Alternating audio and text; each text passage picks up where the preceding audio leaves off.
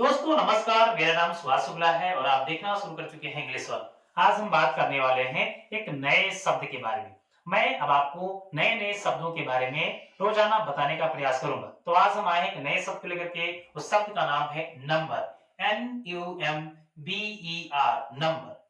आपने इस शब्द को कई बार सुना होगा, लेकिन आप इसको अभी तक समझ नहीं पाए कि हम नंबर को शॉर्ट में NO क्यों लिखते हैं। तो आते हैं और पता करते हैं कि हम इंग्लिश में जिस शब्द को नंबर कहते हैं उसको शॉर्ट में एनओ कहते हैं, लेकिन क्यों कहते हैं जब इस पूरे वर्ड में कहीं भी ओ नाम का लेटर नहीं है।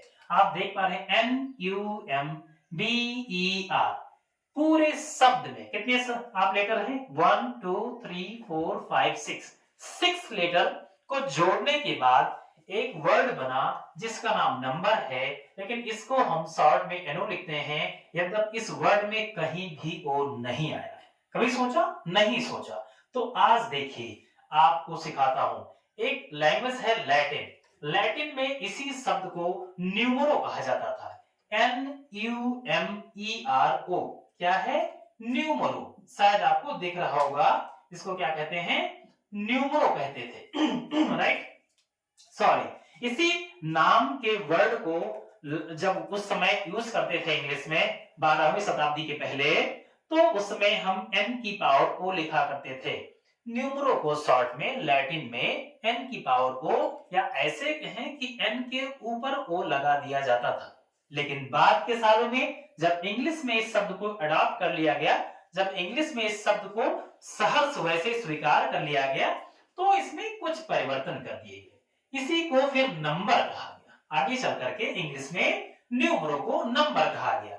और आपने कई शब्द देखे होंगे, जैसे शब्द आपने सुना होगा न्यूमेरिकल, एक होता है न्यूमरस। ऐसे कई सारे शब्द हैं, ये सारे लैटिन के वर्ड हैं। कहाँ के वर्ड है? लैटिन नाम के एक लैंग्वेज के वर्ड है। आपने सुना होगा लैटिन था, ग्रीक था, फ्रेंच था, अरबिक लैंग्वेज थी, संस्कृत थी। ये सारी पुरानी भाषाएं हैं जो 12वीं शताब्दी के पहले भी थी, आज भी है। लेकिन इंग्लिश उसके बाद आई और इसमें बहुत सारे शब्द, चाहे वो लैटिन के हों, फ्रेंच के हों, अरबिक के हों, संस्कृत के हों, उनको अडॉप्ट कर लिया गया।